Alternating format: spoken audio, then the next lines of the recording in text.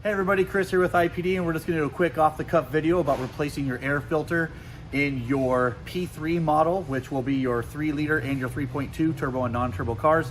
All the applications are on the website. So this rig just got done doing the Washington Outback Discovery route behind another rig, and we were going to change the air filter in it, and man, this thing is filthy. So we went ahead and removed the air box. You do have to disconnect the air box here from the mass airflow sensor connection here that goes into the inlet here. And when you take this apart, you will notice that the new air filter actually gets put into the lid itself.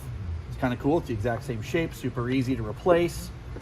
Goes right in, and then you can go ahead and fit this back into the intake tube and secure it back on the air box. IPD's high flow air filters do flow more than the factory air filters that are in here. They've got a stainless mesh here, so that way you can clean this and replace it. It won't get rusty.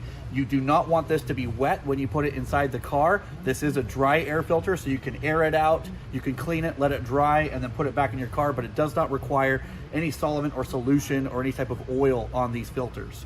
So really cool. One thing to note is that when you are putting these back on and you put the air boxes back together, these screws that do go around the air box themselves can be stripped out really easy. So be very careful when you use your Torx here to tighten these back in. They don't need to be super tight because it's very easy to strip out the threads or the actual plastic on these air boxes. Just a little note there for you guys.